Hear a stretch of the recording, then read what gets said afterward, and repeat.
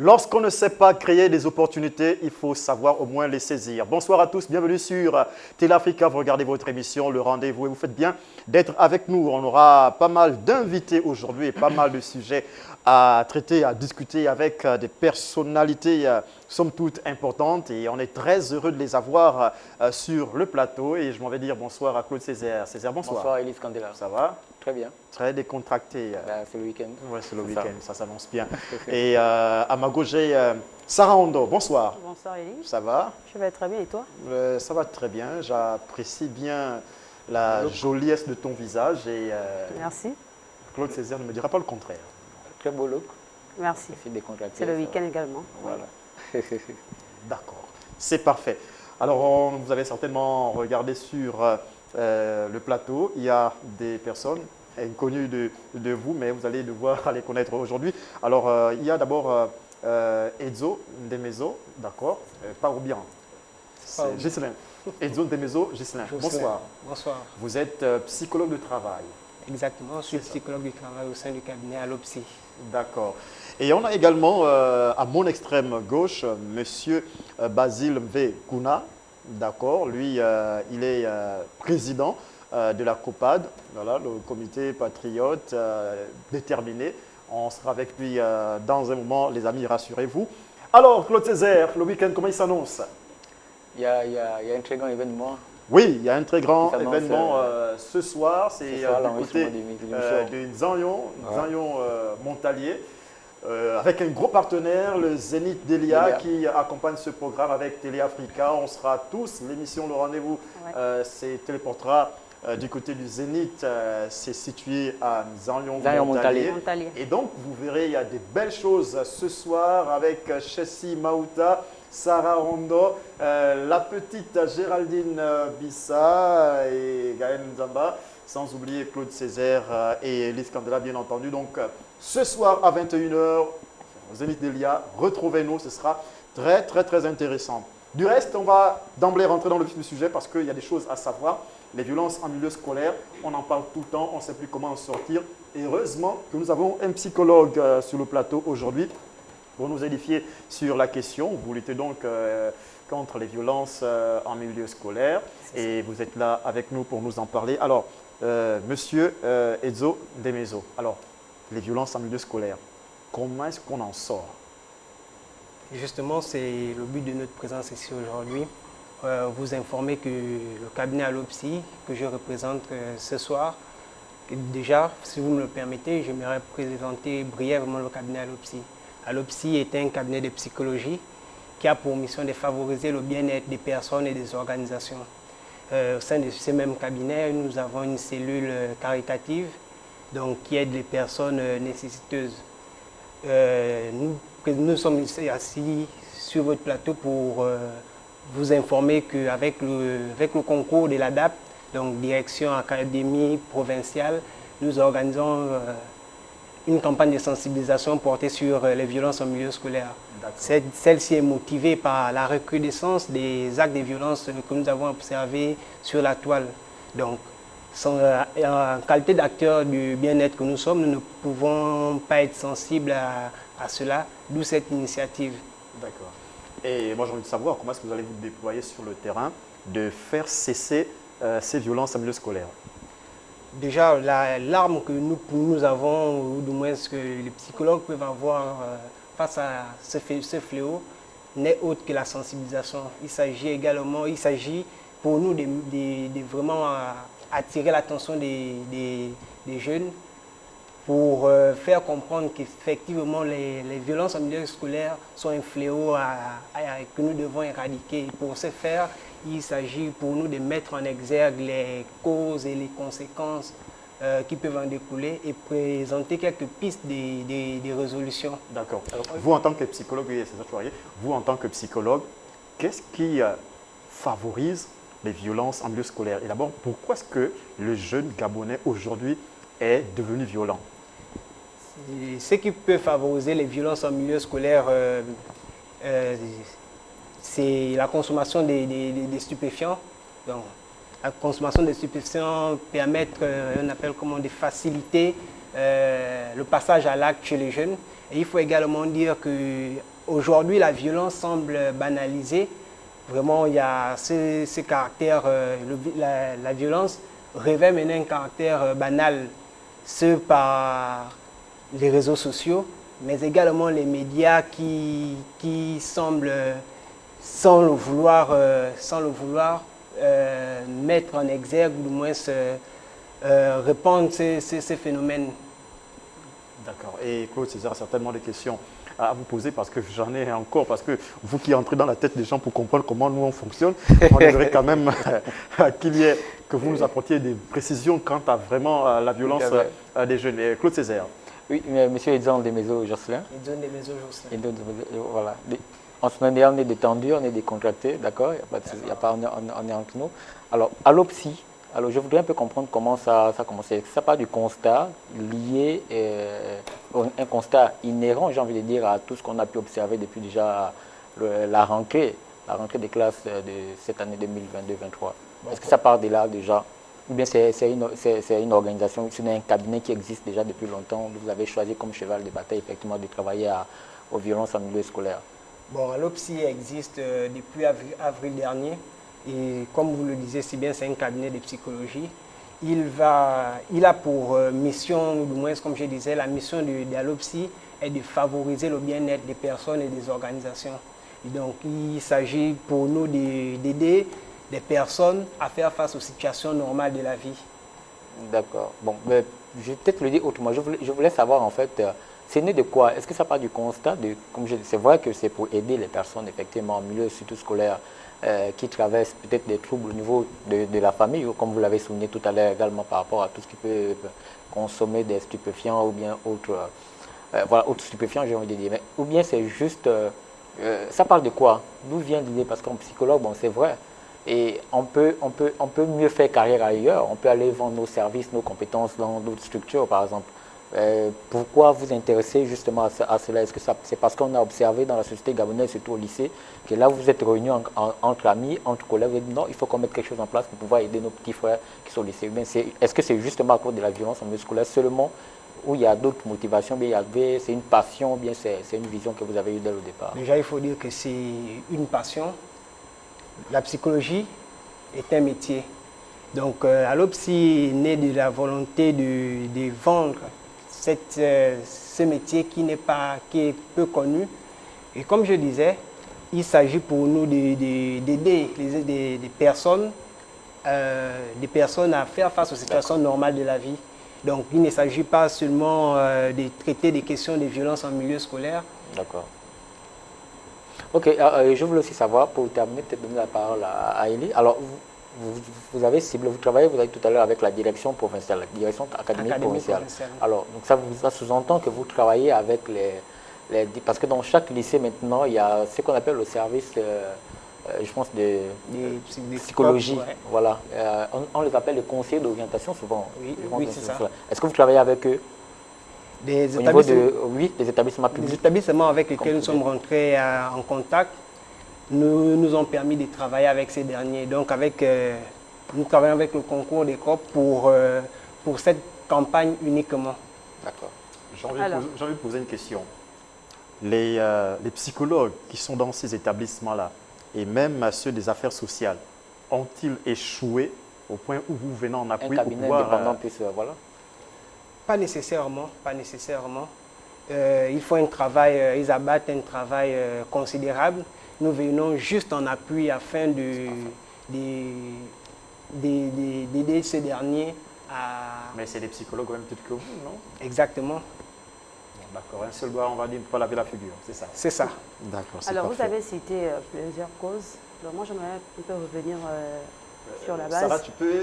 Vous avez cité plusieurs causes. Alors, moi, je disais, est-ce qu'en tant que psychologue, la base du problème en éducation scolaire, parlant des violences, ce n'est pas plutôt que ces enfants ont perdu le sens de l'éducation, c'est-à-dire le sens, l'envie, comprendre pourquoi est-ce qu'il faut aller à l'école, par exemple. Parce que je veux le dire comme ça, hein, c'est vrai qu'on n'est peut-être pas là pour pousser, développer par rapport à votre sujet, mais je le dis comme ça à l'époque, quand on était plus jeune, quand on était par exemple au primaire, on avait le souci, on respectait le surveillant, on respectait les enseignants. Donc, s'il fallait, par exemple, se tirailler avec son camarade, on le faisait de manière en off. Est-ce que, justement, si ces jeunes-là se donnent à des violences, c'était toujours de la violence, mais au moins, quand même, on se souciait de l'école. Parce que je pense que ces jeunes aujourd'hui, derrière, je veux dire par là que ces jeunes aujourd'hui n'ont plus le souci de l'éducation. C'est-à-dire, je m'en prends à mon camarade, je m'en prends à mon prochain. Je ne mets même pas l'accent sur les conséquences qui peuvent en découler, en fait. Est-ce que ce n'est pas en tant que psychologue, est-ce que ce n'est pas le vrai problème? Justement, discuter avec ce jeune, essayer de savoir s'ils ont toujours envie, parce que ces violences-là se font au milieu scolaire. Et ils impactent les jeunes, les plus jeunes, ceux qui sortent voilà, des CM2, qui en passent la 6e.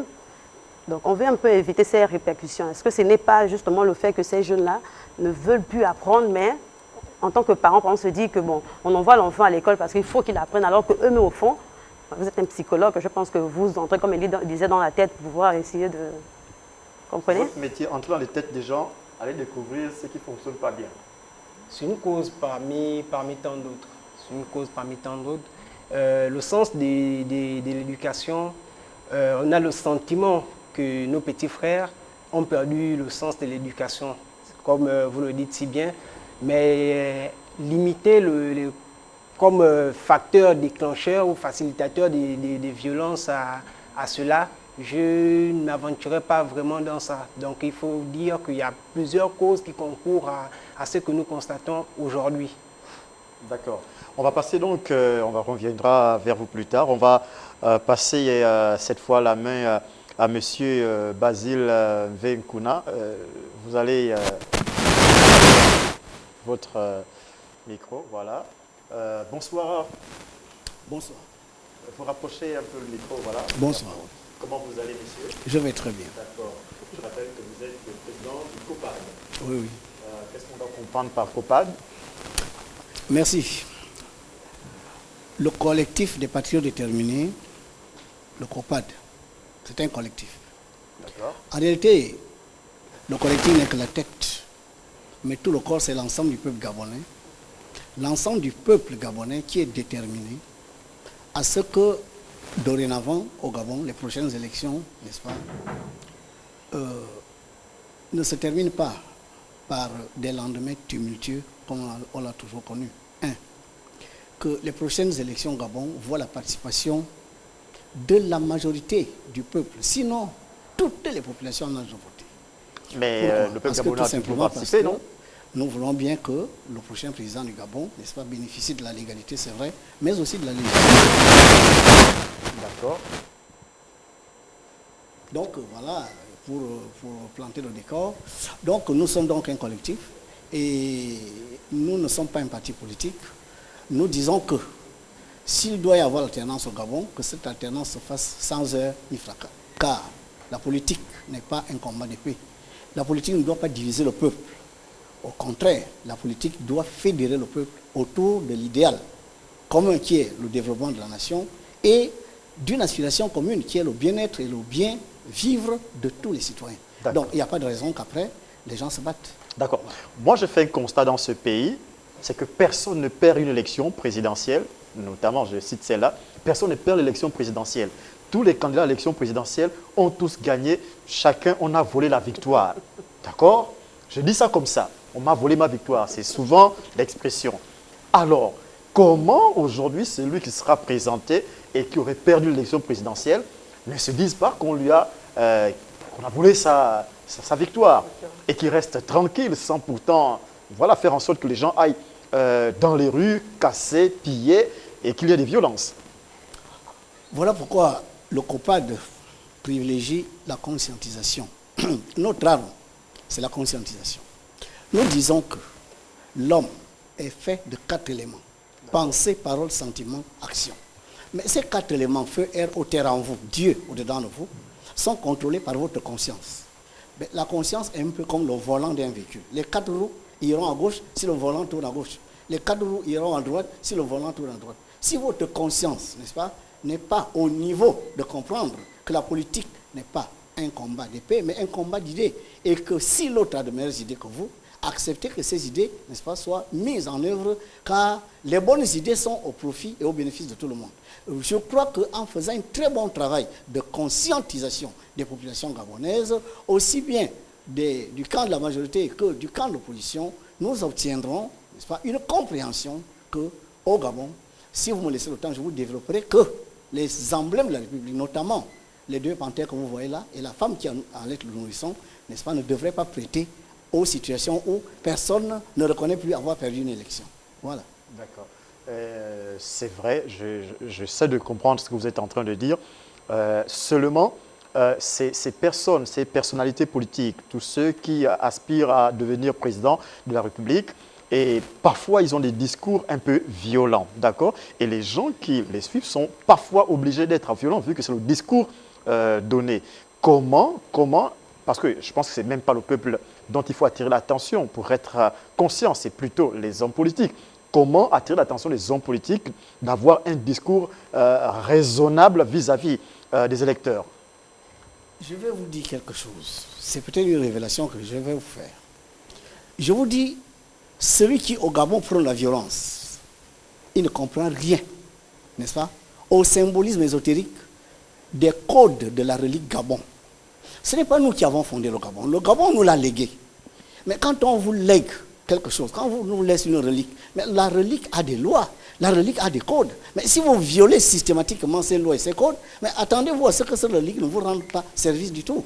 Moi je dis, et nous disons au COPAD, que les lendemains tumultueux des élections nous font perdre du temps. Parce que 2-3 ans après l'élection, les gens sont entre 2, 3, 4 dialogues. Dialogue ci, dialogue ça, dialogue ci, dialogue ça. Le développement de la nation prend un coup, n'est-ce pas? L'épanouissement du citoyen, l'épanouissement du Gabonais, qui devrait être la priorité du dirigeant qui a été élu. Malheureusement, ce n'est plus le cas. Il passe tout son temps, n'est-ce pas, à discuter à gauche, à droite pour tenter de convaincre les gens qu'il a gagné.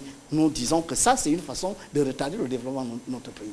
Que les gens comprennent que le Gabon a des lois. Ces lois sont exprimées clairement dans les emblèmes de la République. Celui qui ne comprend pas ces emblèmes n'a même pas le droit de se présenter à l'élection présidentielle. Il faut d'abord les comprendre. Parce que, imaginez-vous, la mère, le sol de la République est une maman qui allait un nourrisson. Votre violence va s'adresser à qui? J'ai toujours dit, un peu partout, dans les plateaux où on m'invite, sur les tribunes où on m'invite, que la femme que vous voyez là, avec l'enfant, il n'y a pas de femme avec un enfant sans mari. Mais le président de la République et son gouvernement, c'est le mari énergétique de cette femme. Il y a une communion énergétique, le nombre 69, le 6, le soleil, l'homme, l'énergie masculine de Dieu, et le 9, la femme, l'énergie féminine de Dieu. C'est pour ça que le Gabon est régi par le nombre 9. Comprenons que le président de la République doit se comporter comme quelqu'un qui est le mari de cette femme-là. Et qu'entre lui, son gouvernement et cette femme, il doit y avoir une symbiose, il doit y avoir une compréhension mutuelle, de telle sorte que le mari ne peut pas violenter, n'est-ce pas, les enfants de sa femme, sans que la femme soit obligée de devenir agressive. Donc, si les gens comprennent ça, vraiment, mes chers enfants, personne n'aura intérêt, n'est-ce pas, à ce qu'il y ait de la violence au Gabon. Parce qu'aucun signe au Gabon, aucun emblème au Gabon ne prédispose à ce comportement-là. C'est un problème de compréhension, un problème de conscience. Il faut bien que quelqu'un se lève un jour pour vous dire, moi je vous explique, le Gabon que vous avez là, dont vous avez hérité des ancêtres, doit fonctionner comme ça, car le Gabon est physique et spirituel. D'accord. Tout ça est très technique, à la fois très spirituel. On va revenir sur la spiritualité. Le temps pour moi de vous présenter Claude Césaire, qui a certainement quelques questions à vous poser. Bonsoir, monsieur. Bonsoir. J'espère que vous allez bien. Merci. Alors, j'ai pris le temps de lire les éléments que vous nous avez fait parvenir, notamment dans la présentation du COPAD. Et là, je me suis posé quand même des questions, parce qu'il y a un côté, un engagement assez j'ai envie de dire, je me sens religieux, sinon spirituel, mais il y a un côté, un engagement politique. Alors, et à la fin, vous passez, là-dedans, dans ce document-là, dans ces éléments-là, vous passez le temps également à dénoncer sinon certaines pratiques faites par différentes églises, j'ai envie de dire ça comme ça, différentes églises, qui ne sont pas, ils ne concourent à rien, ils sont là comme pour faire du business, ils sont là pour faire des affaires, enfin, du rôle qui est de l'église, qui est de véritablement travailler sur le plan spirituel, amener les hommes et les femmes à une croissance, ce n'est pas fait, donc vous dénoncez cela. Et moi, je voulais vous demander un tout petit peu, est-ce que l'Église, ce n'est pas finalement un lieu où effectivement on vient, on forme les citoyens gabonais, et quitte à ce que chacun, selon son appel, selon son engagement, selon ses aspirations, s'engage soit en politique, soit dans la finance, soit dans la culture, soit dans... Voilà. Et que vous, en fait, je n'ai pas clairement cerné votre combat. Est-ce que vous êtes réellement un comité, sinon une structure politique où vous êtes, je ne sais pas, vous vous engagez dans tout ce qui est ecclésiastique lié à la vie spirituelle, en fait. Je n'ai pas trop bien compris voilà, dans ce que vous nous avez fait parvenir comme document à prendre connaissance, en fait. Est-ce que vous pouvez nous dire un peu plus sur le COPAN? La question. Ok, je vais répondre. Moïse était quoi? Politique ou spirituel? Jésus était quoi? Politique ou spirituel? Un vrai spirituel est un maître de lumière. Ce n'est pas un marabout, ce n'est pas un ganga. Ce n'est pas un franc-maçon, ce n'est pas un rosicrucien. Le maître spirituel n'a pas de religion. Moïse n'en avait pas, Jésus n'en avait pas. Bien. Un maître spirituel prend fait et cause pour le peuple. Tout ce que le maître spirituel cherche, c'est que la lumière de Dieu soit dans les cœurs de ceux qui gouvernent la chose publique. Quand c'est le cas, le maître spirituel se tait. Monsieur V, vous ne me connaissez pas, il y a peut-être 10, 15, 20 ans. J'ai même envie de dire, il y a 5 ans, 6 ans, on ne me connaissait pas. Mais j'étais dans ce pays. Certains grands de ce pays me connaissent. Mais à un moment donné, il a fallu que je sorte. Parce que je me suis rendu compte qu'il était temps, n'est-ce pas, de faire comprendre à la classe politique gabonaise que le Gabon est un petit pays. Nous avons 2 millions d'habitants, nous avons beaucoup de ressources. Bon, c'est vrai, la crise et tout ça, ça se vit partout, c'est vrai. Mais il y a des exceptions. Au Gabon, on ne devrait quand même pas connaître un certain nombre de choses. Bon, les églises sont censées canaliser Christ. C'est ça que j'entends. Hein. Moi, je ne suis pas ecclésiastique, je ne suis pas religieux. Jésus ne l'était pas d'ailleurs. Bon, alors, s'ils sont pour le compte de la lumière, mais est-ce qu'ils n'ont pas le droit et le devoir, n'est-ce pas, d'interpeller les autorités, quand à un moment donné, la majorité du peuple, ils ne le font pas. Mais on les voit beaucoup plus actives quand il s'agit de réclamer la quête dîmes offrandes. On les a vus, n'est-ce pas, battre le bitume. Quand on a supprimé, on a fermé les églises, tout simplement parce qu'on voulait sécuriser la population. Là, ils ont battu le bitume.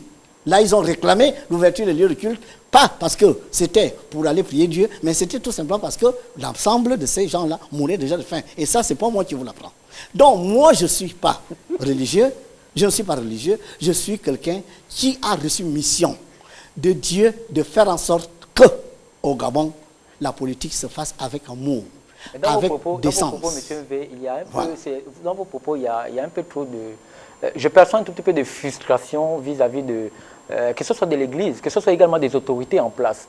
En fait, c'est pourquoi j'ai du mal à vous situer, en fait. Est-ce que vous êtes un parti? Parce que dans ce que vous avez dit également, dans ce que vous avez fait parvenir comme document, c'est que vous entendez en 2023, effectivement, soutenir un candidat et que le peuple gabonais devrait être en attente de celui-là, en fait, que vous aurez choisi pour dire, voici celui vers qui il faudra soutenir. Alors, bon, je suis d'accord avec vous lorsque vous dites que Moïse était... Jésus, d'ailleurs, il est venu, il était dans son combat, il est venu montrer la voie simplement sur comment les choses devraient se faire. Et quitte à ce que, comme je disais tout à l'heure, là, chacun selon son appel, que tu sois chrétien ou pas, mais tu t'engages parce que c'est un fardeau que tu as et donc tu t'engages là-dedans. Mais dans vos propos, il y a comme une sorte de frustration, mais en fait, il n'y a pas tant de propositions en tant que telles. Qu'est-ce que vous proposez réellement pour que le Gabonais, en 2023 par exemple, ne puisse plus parler? Ce que vous avez dénoncé tout à l'heure là, lorsque Élise Kandela vous posait la question, c'est-à-dire que vous avez fait le constat qu'après chaque élection au Gabon, peu importe, même législative, il y a des violences. Comment on fait pour arrêter ça? Qu'est-ce que vous proposez ici et maintenant pour que, effectivement, le Gabonais qui vous écoute et vous suit Est-ce que vous avez des ambitions de vous présenter à l'élection présidentielle? Voilà, vous avez déjà c'est quoi la ligne éditoriale en fait, un candidat quelque part que vous allez positionner? Parce que vous dénoncez l'Église, vous dénoncez également j'ai envie de dire l'incompétence des autorités en place, parce que les Gabonais, économiquement et socialement, c'est difficile. On vous écoute. Très bien. Un maître spirituel, un vrai, un maître authentique, a des moyens d'investigation que vous n'avez pas. D'accord? Tout pouvoir vient de Dieu. Mais tout pouvoir n'est pas exercé conformément aux lois divines, malheureusement. Alors, le maître spirituel authentique qui n'a aucune ambition, je n'ai aucune prétention. D'accord. Est-ce qu'il y a nombre de fois m'a invité à me présenter? Non, non, écoutez bien, laissez-moi aussi répondre. D'accord. D'accord? Je n'ai aucune prétention, je n'ai aucune ambition. La preuve, le COPAN n'est pas un parti politique. Moïse a-t-il fait, qu'a-t-il fait Moïse? Moïse ne vivait pas mal. Mais il a mené le peuple hors d'Égypte, oui ou non? C'était dans quel intérêt? Bon, demander au peuple de prendre la bonne direction, ce n'est pas prendre fait et cause. Vous avez le peuple gabonais derrière vous? Vous avez cette légitimité du peuple gabonais? Voilà, écoutez bien.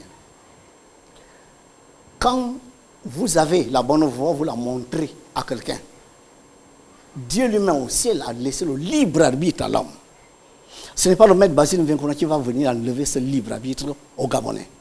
Je montre la voie. Quand je dis, je vous montrerai le candidat qui doit être le candidat du peuple, je vais donner des arguments.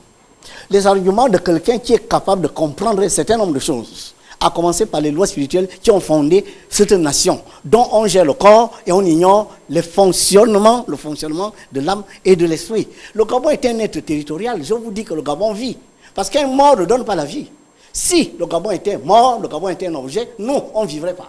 Tout ce que nous utilisons pour vivre, nous prenons du Gabon. Donc, il y a certaines lois que le prochain président du Gabon doit comprendre. S'il ne peut pas les comprendre, il faut que quelqu'un à côté de lui soit capable de lui expliquer. Et moi, j'ai une question vraiment... Voilà, donc je n'ai pas de prétention, je ne suis pas candidat. D'accord. Je voudrais tout simplement montrer aux Gabonais celui, à mon sens, qui, après des investigations du maître spirituel que je suis, est capable de mener le Gabon. Avant d'arriver là-bas, quelles sont les lois spirituelles que les dirigeants de notre pays, jusqu'ici, n'ont pas encore compris, n'ont pas encore décodé, et fassent en sorte qu'on soit toujours là, à ce niveau-là?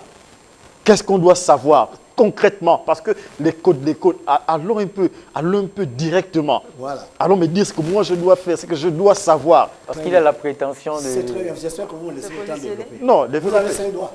Oui. Vous savez pourquoi vous avez 5 doigts? Je vais expliquer. Parce que chacun de ces doigts représente un élément qui est au-dedans de vous. D'accord. Feu, air, eau, terre, esprit.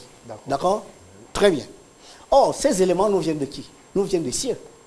D'accord? Dieu est feu, air, eau, terre, esprit. Yodé, Shin, Voé, Yeshua. Voilà Dieu.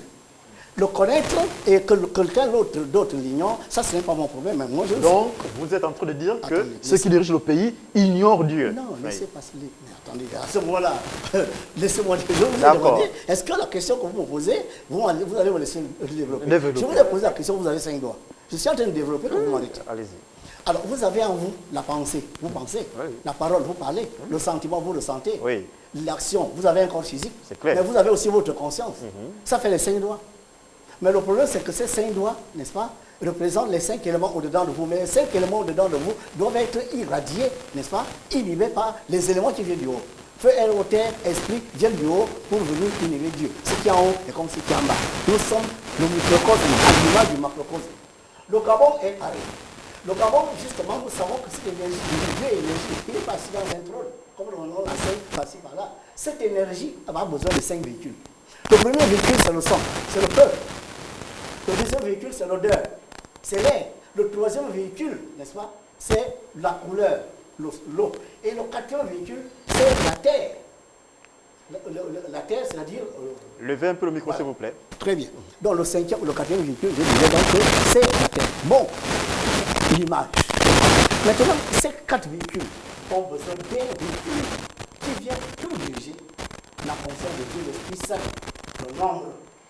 Dieu créa l'univers avec du nombre. Bien. Le Gabon a un nombre, le nombre 9. Le Gabon a un son, la concorde. Le Gabon a, on va dire quoi, une odeur. L'odeur des forêts hautes et au bord de mer.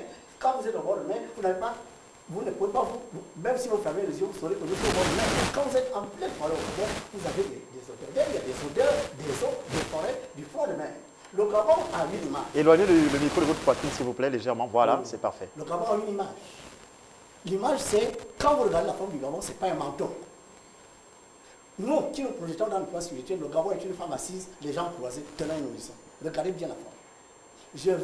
J'organise des conférences, je vais en organiser une prochaine. Je vais vous démontrer plus de 12 fois que la Concorde, l'Union Travail et Justice, n'est-ce pas, le nom même, le Gabon, la carte du Gabon, tout ça là sont régis par le nombre 9.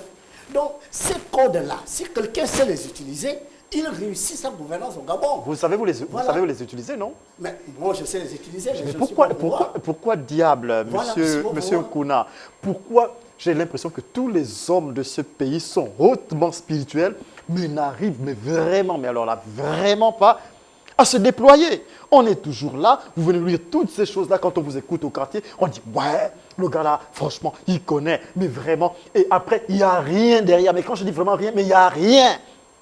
Est-ce qu'on doit seulement blablatérer? je vous arrête. Monsieur V, oui. J'ai écrit au Premier ministre. Oui. Il suit cette émission en ce moment. D'accord. Monsieur Nkobukal. D'accord. Créons au Gabon un conseil spirituel national. Proposition de Monsieur Mvékou. Monsieur Nkobukal m'a reçu. Je peux vous apporter ici la lettre qu'il m'a écrite, que le projet est très intéressant. Allez voir le ministre tel. Au lieu que lui, il le fasse, il m'envoie moi voir le ministre. C'est bien de le dire. Alors, très moi, bien. Je vais répondre oui, attends, il termine. Oui. Il termine, oui. Je suis allé là-bas. Bon, les ministres, bon, ils m'ont dit, ouais, on va te rappeler, tout ça là. Ils ne m'ont jamais appelé. Voilà le maître spirituel qui propose quelque chose d'important. Vous savez pourquoi le Conseil spirituel national doit être une haute institution au Gabon? Mais parce que dans d'autres pays, il y en a. Au Gabon, il devrait y avoir. Parce que, ce que vous ne savez pas, le Gabon a 900 personnes. Donc le plus important, c'est que Ndjolé. Ndjolé est le chakra national. Je peux le démontrer. La lettre que vous dites, le A en anglais c'est E, un article, tandis qu'en français, le A c'est le verbe avoir. Vous voyez que la lettre peut vous tromper, mais le nombre ne trompe pas. 2 pour un Gabonais, 2 pour un Chinois, 2 pour un Européen signifie la même chose aussi pour cette mathématique de formation. Donc, le nombre ne trompe pas. Or, quand Pythagore dit le monde, Dieu a créé le monde avec le nombre, mais c'est parce qu'il connaît que le nombre est le Saint-Esprit, si vous ne le savez pas. C'est le nombre qui dirige tout. Aujourd'hui, si nous sommes ici, c'est grâce au nombre. Le téléphone, le nombre. La télévision, le nombre. Tout est nombre. Alors, le Gabon a un nombre, c'est le nombre 9. Ce nombre 9, est-ce qu'on sait l'utiliser? Les couleurs vert, jaune, bleu, le livre national. Parlez ici, là.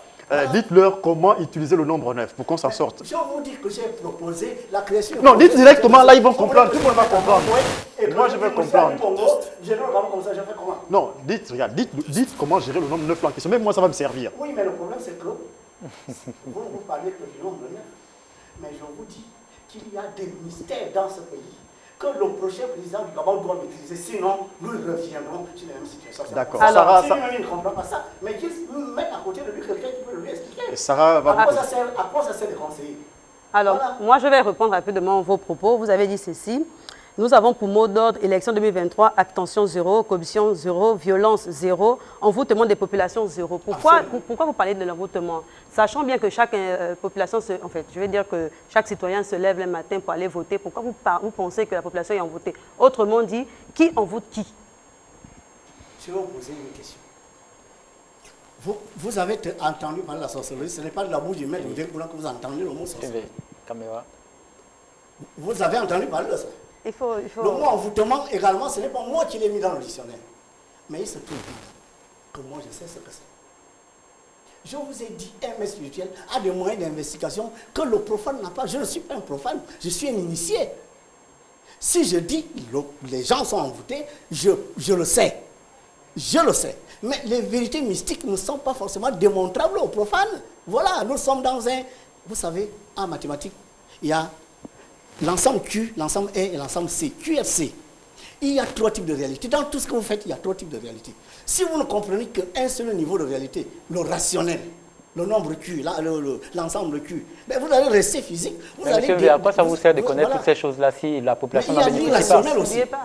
La vérité de l'irrationnel, c'est la vérité de l'âme, que l'on appelle encore l'inconscient en philosophie. Mais il y a une autre réalité, la réalité imaginaire, celle de l'esprit, le nombre, l'ensemble. Donc ces 3 ensembles-là, ces 3 réalités doivent être maîtrisés par quelqu'un qui dit qu'il va diriger le peuple, parce qu'il va le diriger avec sagesse. La sagesse, c'est quelqu'un qui maîtrise tout ça. Voilà. D'accord. Monsieur Kounan. Vous avez l'occasion de pouvoir dire ça. À quoi ça sert de connaître toutes ces choses-là si la population ne connaît pas? Et on est dans les mêmes choses. Maintenant, on vous propose, on vous donne l'opportunité de pouvoir parler aux Gabonais. Mais parlez aux Gabonais justement, dites-le leur. Je n'ai pas besoin que mes élèves aient un master en mathématiques. Non, monsieur V, en ce qui concerne l'envoûtement, ça concerne les Gabonais directement. Mais ils sont là, ils vous suivent, ils vous regardent. Il faut leur dire comment est-ce qu'ils peuvent s'en sortir pour ne pas qu'ils tombent dans ces pièges-là pour 2023. Il faut que je leur le dise aussi. Mais voilà pour l'occasion qui vous est donnée. La population est envoûtée. Il faut nous ouvrir les yeux en quelque sorte. Les Gabonais sont aussi victimes de sorcellerie. Les Gabonais sont aussi victimes de vampirisation. Les Gabonais sont aussi victimes d'ensorcellement. Pourquoi vous focalisez sur l'envoûtement? D'accord, ce sont des faits. On est bien d'accord. L'envoûtement, c'est quand quelqu'un prend le contrôle de votre corps mental. Voilà, je vous l'explique. Et si je découvre que c'est le cas, peut-être pas toute la population, mais peut-être qu'un certain nombre de populations, certaines populations, malheureusement, et d'ailleurs, vous vous en prenez, monsieur, aujourd'hui, d'avoir dit ça. Monsieur Majorano ne le disait pas. On pose des questions pour comprendre en même temps. On pose des questions pour comprendre. On pose des questions pour comprendre. Pourquoi ces deux-là disaient cela? Qui en vous dit? Mais s'ils le disent, qui sont des spirituels? Monsieur Majorano, c'est un spirituel. Monsieur Mbaboso, il vit encore. C'est un spirituel. Quand ils vous le disent, vous ne vous focalisez pas là-dessus. Mais quand le maître vient pour le faire, répétez ce qu'il dit en disant moi aussi j'ai des prouesses comme vous avez des prouesses. Ben, vous voulez aujourd'hui me mettre dormi, je vous dis. C'est une bonne partie de la population gabonaise en vérité. C'est juste qu'on a besoin d'être éclairé en fait. De votre corps mental. Et il y a des techniques que les gens peuvent mettre en pratique. Ceux qui utilisent à l'envers les lois cosmiques pour prendre le contrôle de votre volonté. Mais qui en vote la population dans ce cas? C'est celui qui a besoin que le peuple soit envoûté, qui en vote la population. Voilà. D'accord.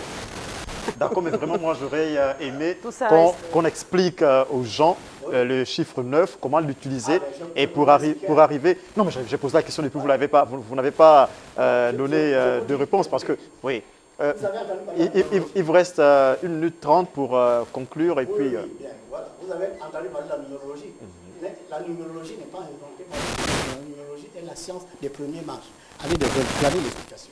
Si vous êtes un maître spirituel, vous devrez être un numérologue. Or, le numérologue comprend le sens des nombres, le sens des chiffres. Les chiffres, ce que vous appelez les chiffres, nous on ne parle pas de chiffres, on parle de numérologie. C'est-à-dire le nombre. Le nombre véhicule une énergie. Si vous comprenez, n'est-ce pas, comment le nombre véhicule les énergies, vous comprenez que chaque nombre a ses spécificités. Le 9, c'est la femme. Allez demander à tous les sophrologues. Le 9, c'est la lune. D'accord. N'est-ce pas? Et quand le sol de la Bible est une femme, c'est parce que la divinité publique. Il est dit dans la Bible, je placerai devant chaque nation sa divinité. Le Gabon est dirigé par une femme. Le Gabon est par le chiffre 9. Voilà, et c'est le nombre 9, le nombre de la Bible.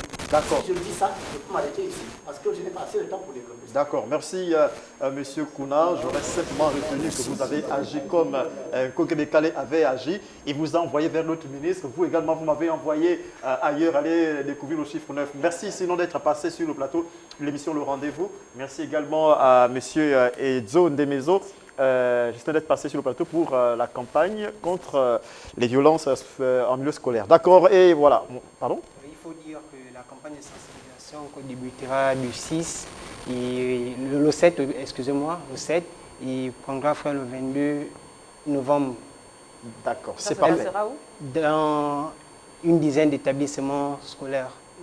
D'accord, c'est terminé.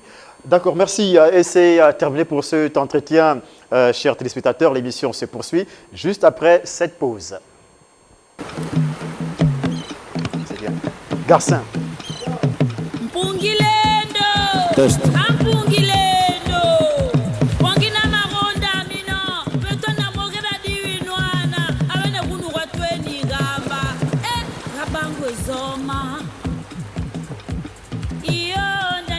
Rabango mulibeliwa iyo ndendende Rabango mulibeliwa Omanteliwa bangini mbuzi ya Rabango mulibeliwa Omanteliwa bangini mbuzi ya Rabango mulibeliwa iyo ndendende Rabango mulibeliwa iyo ndendende Rabango mulibeliwa iyo ndendende Rabango mulibeliwa Omanteliwa bangini mbuzi ya Rabango mulibeliwa Omatomora bangini mbuzi ya Rabango mulibeliwa iyo ndendende Rabango mulibeliwa Omatompwa walini mbuzi ya Rabango mulibeliwa Omatompwa walini nyao se Rabango mulibeliwa iyo ndendende Rabango mulibeliwa iyo ndendende Rabango mulibeliwa Ngwaru reti iro yino minwanyo iwa mobati mipurawo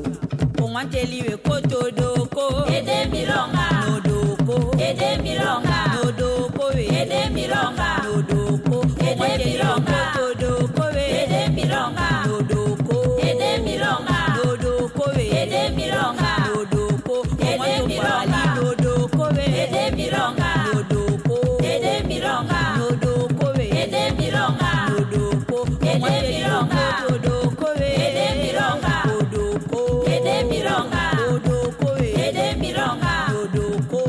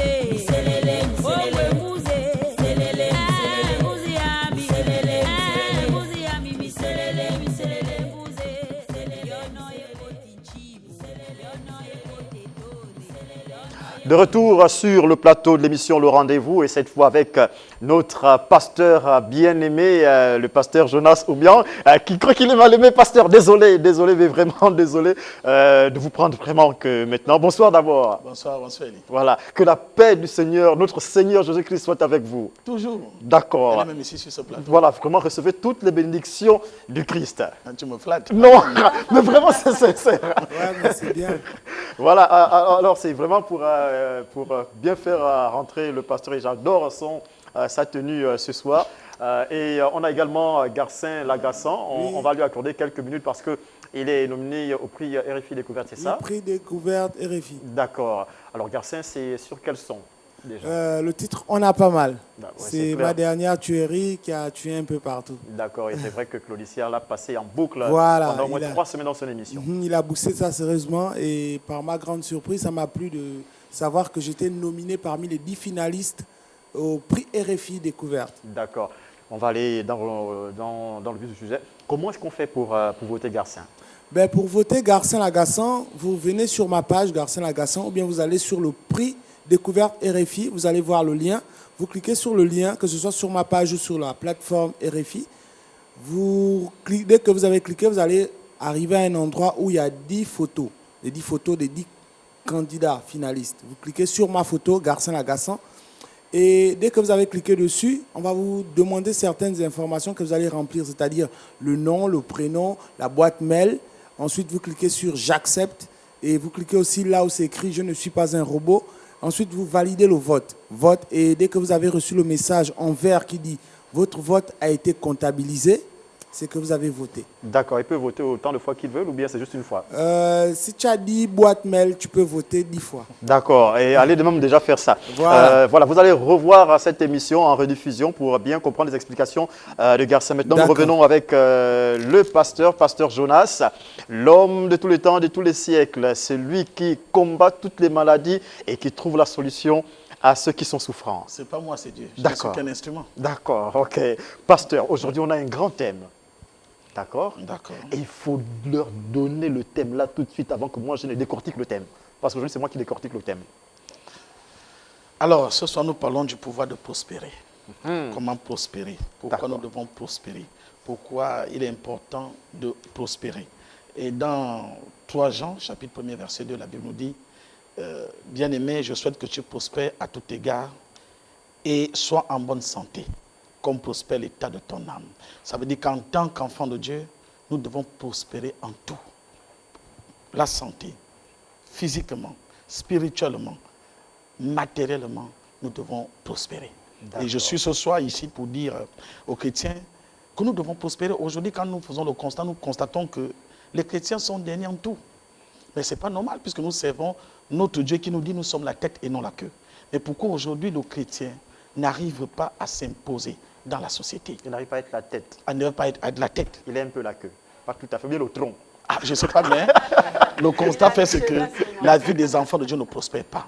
Et beaucoup de gens qui me suivent aujourd'hui savent que leur vie ne prospère pas. Et je suis là ce soir justement pour dire à ces personnes que vous deviez prospérer. Voilà ma venue ici. D'accord. Est-ce qu'il y a des codes qu'il faut observer, des codes qu'il faut comprendre pour arriver à la prospérité? Il faut d'abord dire que Satan, nous avons un ennemi en commun qui s'appelle Satan. D'accord. On va essayer de... Oui, allez-y, pasteur, allez-y. Et Satan... Ok, d'accord. Et Satan lutte contre trois choses, contre trois aspects. Satan nous empêche d'être bénis. Et je dis toujours aux gens, à chaque fois que tu aspires à la bénédiction, Satan est là à côté. Tu ne vas pas le voir en personne, mais il s'inspire de certaines personnes pour nous empêcher de vivre notre élévation. Parce que Satan, je dis toujours, le monde que nous sommes est un monde d'hommes. Même Dieu lui-même, pour agir dans ta vie, il veut utiliser des gens.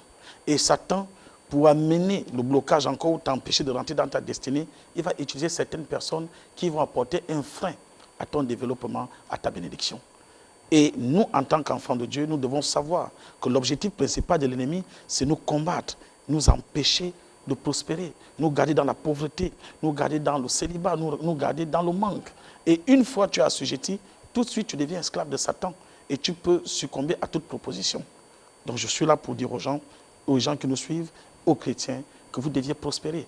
Nous devons être bénis. C'est ça aussi la bénédiction. Parce que la bénédiction, ce n'est pas pour le ciel, c'est sur terre. Quand Dieu parle de bénédiction, c'est pour la terre. C'est clair, parce que je ne comprends pas pourquoi est-ce que certaines personnes disent « Non, moi, ce qui m'intéresse, c'est le royaume des cieux, et sur terre, vous êtes en train de vivre comme un misérable. » Est-ce que Dieu est un misérable? Est-ce que les enfants de Dieu sont des misérables pour vivre dans la misère, pour espérer Mais c'est un enseignement erroné. Justement, pourquoi les gens, comment faire pour convaincre des personnes à suivre notre Dieu? Quand tu viens dire à une personne, écoute, Jésus bénit, Dieu rend riche, viens prier Jésus, mais il va d'abord te regarder. Cela passe par ton accoutrement, par ta manière de vivre. Est-ce que ta manière de vivre inspire les gens à venir adorer ton Dieu? Et pourtant, Dieu nous dit dans sa parole que l'or est à moi, l'argent est à moi. Et nous sommes ses héritiers. Pourquoi nous pensons que pour être riche, il faut forcément pactiser avec Satan? Jamais. Ce sont des choses qui nous sont destinées. Et la bénédiction est pour nous. Et en tant qu'enfants de Dieu, nous devons jouir de ces bénédictions. Et malheureusement, tous les enfants de Dieu ne jouissent pas de ces bénédictions. Et nous avons des discours ironiques qui disent, ben, écoute, le royaume des cieux t'appartient, donc tu peux mourir, vivre dans la pauvreté. Il est plus facile pour un pauvre d'aller au royaume. Non, c'est parce qu'ils expliquent mal. Jésus, quand il parle, il dit à l'homme riche lui dit à Jésus, comment faire? Il dit à Jésus, comment faire pour entrer dans le royaume des cieux? Et qu'est-ce que Jésus lui dit? Il dit, vends tous tes biens et suis-moi. Mais cet homme, ce riche va regarder la terre, il va dire non, il ne peut pas. Et il va partir de tourner parce que c'était trop fort. Et Jésus dit, il est facile à un chameau de rentrer dans le trou d'une aiguille, à un riche d'aller au ciel. Mais quel genre de riche Jésus parlait? Jésus n'a pas dit que la richesse n'était pas bonne. Jésus n'a jamais été pauvre. Aucun verset de la Bible nous dit que Jésus était pauvre. Quand Jésus naît, il y a eu des présents qui l'ont rendu riche. Oui, c'est ça. Bonsoir. Oui. Vous allez bien?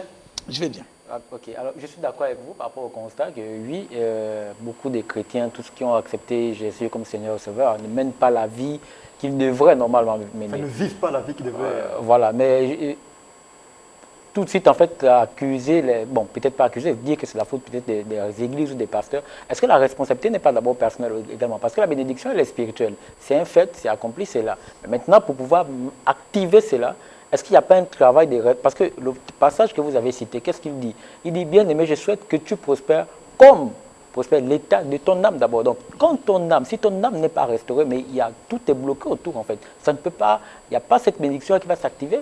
Parce qu'il y aura de l'amertume, il y aura de la rancœur, il y aura le manque de pardon, il y aura tellement de choses, des choses impudiques, il y aura tellement de la sorcellerie dans ton cœur parce que ton âme n'est pas restaurée. À partir de ce moment-là, comment tu peux vivre ce qui est spirituellement déjà activé? Ça ne peut pas passer, pasteur. Comment on explique ça en fait? Oui, est-ce que le travail n'est pas d'abord travailler à la restauration de son âme, qui est... Parce que nous sommes un esprit, et il y a un corps, et il y a une âme qui vit dans un corps. Mais le corps, comme vous le savez, pasteur, le péché a été condamné dans la chair. Et on vit avec ce corps-là. Mais sauf que notre âme, lorsqu'on est né de nouveau, c'est l'esprit qui est... Mais la question, elle est en train d'arriver. Il est tellement long que je ne sais même pas où... non, mais la question, c'est de savoir... Il faut d'abord faire la différence entre l'âme. Pasteur, je vais poser la question. Oui. Est-ce que ce n'est pas le travail de la restauration de l'âme dans lequel vous devez insister auprès des membres, au message qu'il faut faire passer, qui travaille à la restauration de votre âme? Mais je vais vous dire une chose. Oui. Il faut que nous comprenions, nous sommes sur terre. Et je dis toujours aux gens, ne vivons pas la fiction, vivons la réalité. Il n'y a personne qui veut demeurer dans la pauvreté. Je ne connais pas une seule personne sur terre qui souhaite vivre dans la pauvreté, dans le manque et dans le besoin. Nous aspirons tous à la bénédiction. Et nous devons comprendre, ce n'est pas l'effet d'être à l'église. Je connais des églises, qui sont pauvres, mais qui prient tous les jours. Il n'y a pas quelqu'un qui prie comme le pauvre. Quand tu n'as pas, je t'assure, tu sais prier. Et tu ne fais que ça, prier. Mais ce n'est pas autant de personnes qui prient pour la prospérité que la prospérité impacte. Justement parce qu'il y a des clés pour savoir vivre sa prospérité. Regardez dans le monde, il y a des gens qui ne prient pas Jésus, hein, mais qui sont excessivement riches et qui s'en sortent bien. Parce qu'ils obéissent au principe de loi. Comme les musulmans. Voilà. Parce qu'ils obéissent aux lois divines qui sont là. Oui. Vous savez, lorsqu'on parle de la prospérité, moi je prends rapidement le plan financier. Oui. Faites un peu ça, s'il vous plaît. Oui. Vous voyez là, vous me demandez, et lorsque je fais ça, je vous donne. Et ma main sera toujours supérieure à la vôtre. Donc, est-ce que là n'est pas, par exemple, une clé par rapport sur le plan financier en termes de prospérité, par exemple? Il y a des gens qui n'ont pas. Parce qu'avant de donner, il faut en avoir. Ça, il faut le comprendre. Parce que pour que je te donne, il faut que j'ai d'abord de quoi te donner. Mais il y a des gens qui n'arrivent pas à donner, pas parce qu'ils ne veulent pas le faire, mais parce qu'ils n'ont même pas. Pour eux-mêmes d'abord. Parce que je ne connais pas un être humain sur la terre qui viendra partager si lui-même il n'en a pas assez. Ou bien s'il n'en a pas suffisamment. Donc tout n'est pas seulement, c'est vrai, la Bible est claire. La main qui donne est plus forte que celle qui reçoit. Oui, celui qui arrose sera lui-même arrosé. Mais il faut d'abord que tu aies de quoi arroser. Il y a des gens qui vivent des situations compliquées et difficiles aujourd'hui. Ils n'arrivent pas à s'en sortir, mais qui prient. Mais je ne vais pas venir révéler les secrets ici. Non. Mais justement, on a besoin de ça. Moi, j'ai une manière de fonctionner et de travailler. Même si après on dit qu'il utilise les feuilles, je suis d'accord. Mais ça peut paraître un peu vicieux, j'ai envie de dire. Parce que le texte que vous avez cité en début, mais la réponse est à l'intérieur, c'est la restauration de l'âme qui amène à la prospérité. Selon vous, c'est quoi la restauration de l'âme? Mais justement, c'est là où il faut insister, voilà, il faut dire aux Gabonais. Je dis bien, je parle aux chrétiens. Vous pouvez être à l'église, vivre dans la sanctification et vivre dans la pauvreté. J'en connais. Parce qu'on pense toujours que c'est quand on est à l'église, tout est fini, tout va bien. Je suis leader d'église, je dirige les personnes. Pasteur, réellement, quelles sont les causes justement? Mais il y a tellement de causes. Il y a tellement. Si nous commençons à noter des causes ici, ça va être long. C'est vrai, il y a la désobéissance. Parce que la première chose, c'est l'obéissance. Je disais à l'église la dernière fois, mes filles chantaient « Seigneur, exagère dans ma vie ». Et moi, je leur disais, c'est bien de dire « Seigneur, exagère dans ma vie ». Mais il faut que toi aussi, tu exagères dans ta manière de servir Dieu. Exagère dans ta manière d'aider les autres. Exagère dans ta manière de pardonner. Il y a des codes de la vie. Pasteur, la vérité, c'est qu'on est en Afrique, on est notamment au Gabon, et qu'il fut quand même un passé, je ne sais pas si on dit lointain ou récent, où en fait les familles aimaient bloquer la prospérité des enfants, l'école des enfants, la connaissance des enfants, le travail des enfants et tout le reste. La vérité, c'est celle-là. Et qu'il va falloir désenvoûter les gens. Et vous avez ce moyen de désenvoûter les gens. Il faut le leur dire. Voilà, c'est ça la vérité, n'est-ce pas, pasteur? Voilà. Je dis toujours et je le redis. Pour moi, et je répète tout le temps, en tant qu'homme de Dieu et leader d'église, je dis, l'église est un hôpital et l'église doit guérir. Il est anormal de trouver des gens à l'église qui ne sont pas mariés, qui vivent pas, qui n'ont pas qui n'arrivent pas à s'en sortir, qui vivent des blocages, mais ils sont à l'église tous les jours, on prie sur eux tous les jours. Est-ce que c'est pas normal? Moi, je pense qu'il y a une cause. Est-ce que c'est pas normal? C'est pas normal. Est-ce que c'est pas normal que ceux qui sont malades viennent effectivement à l'église? Parce que c'est là où il y a la restauration. Il faudra qu'ils soient sauvés. Mais comment tu vas faire 10 ans, 5 ans dans une église, ta situation ne change pas. C'est vous, les autorités spirituelles, à vous remettre en question. Le problème n'est pas... Je vais vous dire quelque chose, et je l'ai toujours dit, l'apôtre Paul parle de 5 ministères. Toi, tu vas dans le ministère auquel tu sais que tu as le problème.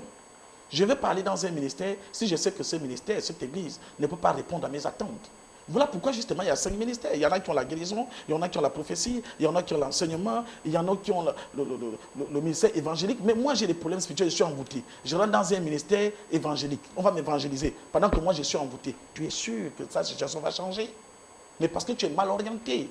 Et je le dis toujours ici, vous m'avez dit la dernière fois, non, pasteur, est-ce que vous ne vous combattez pas entre vous? Mais je dis non, le problème des églises aujourd'hui, c'est que nous gardons des gens en captivité. Je sais que je ne peux pas te guérir, mais je veux que tu sois là. Et j'ai des messages, je prête les messages selon mon entendement et je te l'impose pour que tu puisses rester là. Mais ce n'est pas normal. Donc les églises doivent faire un peu comme à l'hôpital, oui, Césaire. Les églises doivent faire un peu comme à l'hôpital. Vous arrivez, si l'hôpital n'arrive pas à régler le problème, on vous envoie ailleurs. C'est ce que les églises doivent faire. C'est la question que je voulais demander. Vous êtes sûr, pasteur, devant les Gabonais, que dans votre église, les membres de votre église n'ont pas d'autres besoins. C'est-à-dire que vous, en tant que vous êtes pasteur, mais vous n'êtes pas apôtre, vous n'êtes pas prophète. Vous êtes sûr que dans votre église, c'est le seul besoin dont les membres ont. Vous n'êtes pas allé dans d'autres églises? D'accord, je peux répondre à votre question. Vous dites, je ne suis pas pasteur. Non, je dis, vous êtes pasteur, mais pas peut-être apôtre, pas évangéliste, pas prophète. Je ne suis pas prophète. Selon vos dires. Laissez-moi parler. Oui, allez-y. Sinon, je ne pourrais plus parler. Non, allez-y. Si à chaque fois vous me bombardez des questions, on veut comprendre simplement. D'accord, je suis, selon vous, pasteur, parce que moi, normalement, je dis toujours aux gens, je suis homme de Dieu. Ça dépend où ton appellation. Moi, ça me va. Vous m'appelez pasteur, je réponds. Prophète, je réponds. Mais je vous assure, le pasteur ne fait pas ce que je fais. Je vous ai invité dans mon église. Élie a eu l'occasion de venir dans mon église. Certainement, je passerai d'ici. Voilà. Élie est arrivé. Quand il va arriver, il va constater que des malades que j'avais, mal de sein, mal de pied, sont partis. Une dame qui avait un sein complètement à la ramasse, pour moi, elle est guérie. Elle est partie. Celle qui avait mal au pied, Élie l'avait vue, qui avait le fusil nocturne depuis 3 ans, elle est guérie, elle est partie. Hier, j'ai vidé 20 personnes qui étaient malades, qui sont guéries. Et ma fille disait, là où c'est vide, là, nous savons que d'ici lundi, d'autres vont arriver. Moi, je ne garde pas les gens en captivité. Je soigne. Si tu veux prier chez moi, tu pries. Tu veux partir, tu pars. Mais ce que moi, je suis en train de dire, dans mon église, problème d'envoûtement, il n'y a pas. Ceux qui prient avec moi, ils n'ont pas ce problème. Tout le monde travaille. Vous savez, une église où il y a la prospérité est une église bénie. Quand vous me regardez, je ressens un pasteur qui souffre. Non, parce que moi-même, je suis béni et tous mes enfants sont bénis. Mais l'habit ne fait pas le moine en même temps. On reconnaît le moine par les habits. On reconnaît le moine par son habit. Oui, on reconnaît le moine par son habit. C'est pour dire que ce n'est pas une vérité absolue, c'est relatif en fait. Non, Césaire, si je souffre, je ne peux pas te dire que je soigne, tu ne viendras pas dans mon église. Parce que quand je vais te dire que je soigne, tu vas d'abord regarder mon état. Je ne suis pas tradipraticien. Des Nganga qui te disent, on t'appelle au pays des mots pour être riche, ils veulent te rendre riche, mais je n'ai jamais vu une table de boutique climatisée avec des écrans placements au mur, jamais. C'est toujours une vieille cabane, mais c'est dans cette cabane qu'on te dit qu'on veut te rendre riche. Mais c'est pas du tout normal. Alors, pasteur, vous parlez d'envoûtement. Est-ce qu'à côté de ça, vous savez, Deutéronome 28 va dire, si tu obéis, il y a d'abord une condition avant que la bénédiction puisse arriver. Oui. La Bible déclare aussi, premièrement, le royaume de Dieu, ça, je cite, et le reste vous sera donné par-dessus tout. Est-ce que aussi ces personnes-là n'ont pas un travail à faire en amont? Je pense que tu savais un peu dans ta première question. Oui. Est-ce qu'ils n'ont pas d'abord un travail à faire en amont? Autrement dit, est-ce que ces personnes qui partent, parce que vous, apparemment, l'église de Philadelphie, c'est pour la guérison, après les personnes partent. Donc, une fois qu'elles sont parties, il n'y a plus un autre domaine de leur vie qui est... Quand je dis partir, c'est-à-dire ils ne sont plus... Ils sont plus malades. Mais après, d'autres, ils sont attachés à l'église. Mais il y a plusieurs types de maladies en même temps, pasteur. Oui, je suis en train de dire, l'apôtre Paul est clair. Dès que tu es guéri, où tu es guéri, c'est là où il y a ton église. Et tu peux rester là pour prier. Mais ce n'est pas parce que l'hôpital militaire soigne qu'il n'y a pas de mort là-bas. Moi, j'ai un problème avec le terme envoûtement. Est-ce que forcément, c'est la principale cause? Est-ce que forcément, quand on va mal, est-ce que c'est parce que je n'ai pas un travail, ça veut dire que je suis envoûté? Il y a des personnes qui sont par exemple paresseuses. L'envoûtement, non. La plupart des chrétiens, quand on observe, je n'ai pas le travail, je peux faire. Lors d'un entretien, je suis qualifié, je peux le faire. Mais quand tu donnes le travail à la personne, c'est tout un bafouement qui est derrière. Mais ça veut dire est-ce que ça, c'est aussi l'envoûtement aussi? Moi, je parle de ces gens-là aujourd'hui qui ont des diplômes, qui ont de la qualité. Ils savent où je suis assis là. Je peux travailler dans tel ministère ou telle société. Mais je dépose le dossier, on ne m'appelle pas. C'est de ces personnes dont je parle. Je ne parle pas des personnes paresseuses. Des cas critiques. Voilà, je parle de ceux-là. Ils ne soignent pas la paresse. Voilà, je ne soigne pas la paresse. Je parle de ceux qui nous suivent. Là, tu as des compétences de travailler. Mais il y a des gens mieux diplômés que toi qui travaillent. Toi, tu n'arrives pas à trouver du travail. Ça veut dire qu'il y a un problème dans ta vie. Ce n'est pas la grâce? Non, vous confondez la grâce et le mérite. C'est juste une question. La grâce n'est pas donnée à tout le monde. Mais pour que la grâce descende dans ta vie, il faut d'abord que tu puisses avoir le mérite. Nous parlons de Joseph. Joseph, quand il arrive à l'Égypte, les gens pensent que ce sont les rêves qui ont amené Joseph chez Pharaon, mais c'est faux. La Bible dit que Joseph était un très bon administrateur. Il a tellement bien administré la maison de Potiphar que les affaires de Potiphar marchaient. Et Potiphar l'a confié toute sa maison.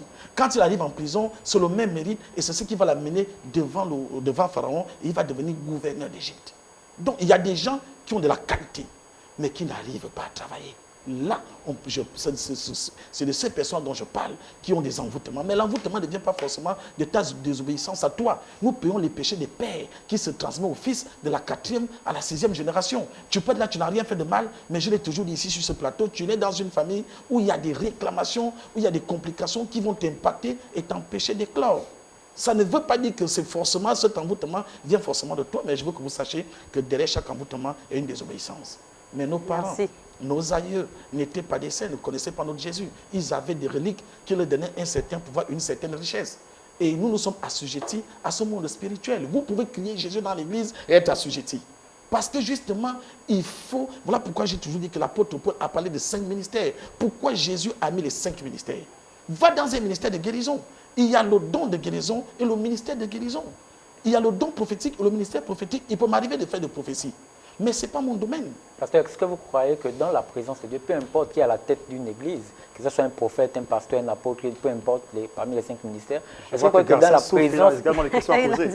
présence... Est-ce que vous croyez que dans la présence de Dieu, Dieu peut restaurer, Dieu peut guérir sans pour autant que ça soit quelqu'un qui est un prophète ou un évangile? Je vais vous dire une chose. La Bible dit que Dieu n'a jamais fait quelque chose sans le révéler à ses serviteurs, les prophètes. Dieu pouvait pourquoi Dieu n'est pas descendu lui-même en Égypte, aller délivrer son peuple? Il a fallu Moïse.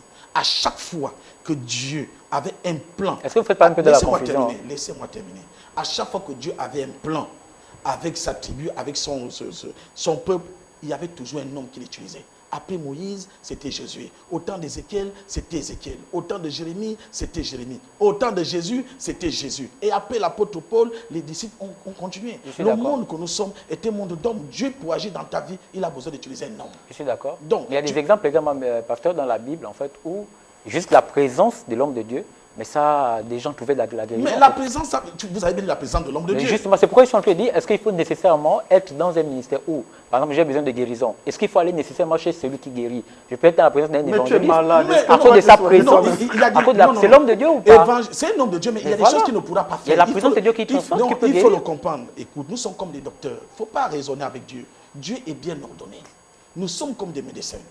Tu es devant un évangéliste, il peut prier pour toi pour des choses préliminaires. Tout médecin peut t'injecter, tout médecin peut te placer la perfusion. Mais on peut mener des spécialistes. Après, vous allez sur le spécialiste. Il y a des spécialistes. Moi, je suis spécialiste dans le spécial, dans le désenvoûtement, dans le combat. C'est ma chose, c'est pour moi et je le fais. Et ça marche. Parce que justement, je suis spécialiste pour ça. Et voilà pourquoi on dit, parce que j'utilise des choses. Ce n'est pas tous les pasteurs qui font comme moi. S'il faut le dire, je suis le seul qui le dit ouvertement, qui utilise des plantes, et ça n'engage que vous. Vous dites? Et ça n'engage que vous? Pourquoi vous le dites? Mais c'est ce que vous êtes en train de dire. Ça n'engage pas que moi. Je dis ce que je fais. Ça ne veut pas dire que ça n'engage que moi. C'est me manquer du respect sur le plateau. Non, pasteur, comment ça? On pose des questions quand non, on vous n'avez pas posé des questions. D'accord. Garcin Souffret, tu avais une question à poser au pasteur. Moi, je n'ai pas de questions. Moi, ce que je demande au pasteur, c'est que moi, je suis le prix découverte RFI. Si le pasteur peut prier pour moi, parce que c'est la deuxième fois. En fait, on a eu un Gabonais qui a réussi à avoir ce prix-là en 1981. Voilà. Moi, je souhaiterais que le pasteur, qui est mon grand frère, qui est un papa, qui est un tonton, il puisse prier pour moi pour que je puisse avoir ce prix, pour que je sois le deuxième Gabonais à remporter ce prix découverte RFI. Et ça me fera... Il a foi au pasteur. J'ai vraiment foi. Et tout ce qu'il faut que dire là, j'ai vraiment foi. Je vais dire quelque chose. Le nom, c'est... Garcin. Garcin Lagacin, le rappeur gabonais. Voilà. Garcin. Oui. Tu as cru à ce que je peux faire pour toi, au Dieu qui m'utilise. Nous sommes sur ce plateau. Je sais que même ici, sur ce plateau, il y a des gens qui ont toujours douté de moi ou de mon Dieu. Parce que beaucoup pensent que je viens ici pour un business ou je vais... Ici, sur ce plateau, ils le pensent. Non, moi, je crois. Mais moi, je vais te dire, ici, sur ce plateau, tu me fais juste une promesse. C'est que tu viendras ici, sur ce plateau, témoigner ce que mon Dieu a fait pour toi. Bien sûr. Amen. Donc, tranquille. Je mets tout le monde ici en défi. Tu auras ce prix. Amen. Et je crois, non, pour de vrai, je crois vraiment à ce qu'il dit. Si on peut quand même applaudir pour lui. Je crois vraiment. Au moins, quand tu viendras témoigner, ils sauront que je ne suis pas quelqu'un qui s'ennuie. Parce que je sais que tu travailles dur pour ce que tu fais. Merci, pasteur. Et tu donnes le cœur, et tu crois, et tu veux. remue ciel et terre. Et c'est pour la nation, c'est le Gabon qui gagne. Merci. C'est contrairement quand on arrive. Quand on arrive dans ce. Ça fait quand on arrive dans ce plateau, bien quand on dit pasteur gabonais, tout le monde te combat. Parce que si j'étais nigérien gabonais, je ne sais pas qui, on devait me recevoir avec respect. C'est ça qui est différent chez nous. Quand un Gabonais dit je fais, tout le monde te combat. Tout le monde, non, il n'est pas vrai, il est faux, il tue les plantes, il y a des propos insensés sur ta personne. Mais si j'étais un Nigérien qui est arrivé ici sur ce plateau, ou Kakou Philippe, on allait me recevoir avec respect. Le Gabonais n'a pas ça, ne connaît pas soutenir son frère. Toi, tu es un Gabonais, tu es un frère, c'est le Gabon qui gagne. Moi-même, je te fais une promesse, je prierai pour toi et tu auras ce prix et c'est le Gabon qui gagne. Amen, amen, amen. On poursuit. Vraiment, Garcin, c'est passé au bon moment. Peut-être que ton retard était dû au fait que tu rencontres le pasteur. Voilà, je reçois ça. D'accord. On poursuit, on a encore du temps, oui, pasteur. On parlait de la prospérité. Voilà, c'est ce dont les gens ont besoin. Aujourd'hui, ici, Garcin, demain, je l'affirme, il a ce prix RFI, il va penser au pasteur. Il va dire, il faut que j'aille dans cette église. Est-ce que je suis venu dire que Jésus est bon?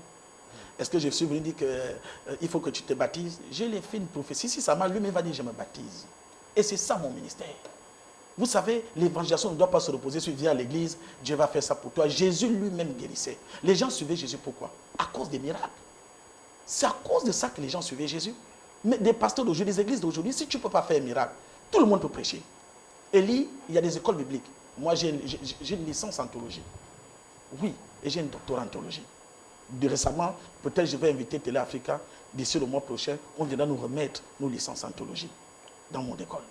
Mais tout le monde peut aller faire l'école théologique et prêcher. Voilà pourquoi l'apôtre Paul dit que la parole de Dieu ne doit pas se reposer sur des simples discours persuasifs, mais sur la démonstration du Saint-Esprit. Ce qui fait la différence, démontre ce que tu prêches. Moi, Jonas Obiang, je démontre ce que je prêche. Et je dis, je soigne avec des plantes, des écorces, des éléments de la nature. Je le dis à qui il veut. Et une fois qu'une personne est guérie, il sait que c'est le Dieu là qui m'a guéri, il le suit aveuglément. Donc, on ne va pas rester là pour dire aux gens, je suis évangile. Les gens ont des problèmes. Ils ont tellement entendu l'évangile que bon. Ils en ont tellement entendu, même sur ce plateau, même il dit, tu n'es pas chrétien, mais tu connais l'évangile. Ah oui. Mais aujourd'hui, les gens ont besoin de quelque chose de nouveau. Sortir de la précarité, sortir des blocages, sortir des situations difficiles qu'ils traversent aujourd'hui. Les gens sont obligés d'aller chez les gangas, les gens sont obligés d'aller chez les tradipraticiens. Les mêmes gens que vous voyez dans les églises, ce sont eux qui sont chez les tradipraticiens parce que justement, il leur manque quelque chose. Ils savent que là où je suis là, ce pasteur ne va pas me guérir. Ils ne vivent pas, ils survivent. Ils survivent. Donc, les gens sont en train de survivre dans les églises. Mais il faut leur apporter quelque chose de nouveau. Moi, je suis ce pasteur-là qui dit, j'utilise les plantes, les écorces pour guérir. Pour guérir. Ce n'est pas satanique. Si vous dites que c'est Satan, parce que vous limitez Dieu. Et je dis aux gens d'église, quand vous ne pouviez pas guérir des personnes, il ne faut pas les garder en captivité. Vous retardez leur vie. Et c'est ce que je leur dis tous les jours, et c'est ce que je répète ici. Les Gabonais en ont besoin, les gens sont malades. Et la prospérité, qui veut être pauvre? Qui veut mourir dans la pauvreté? Ceux qui veulent être.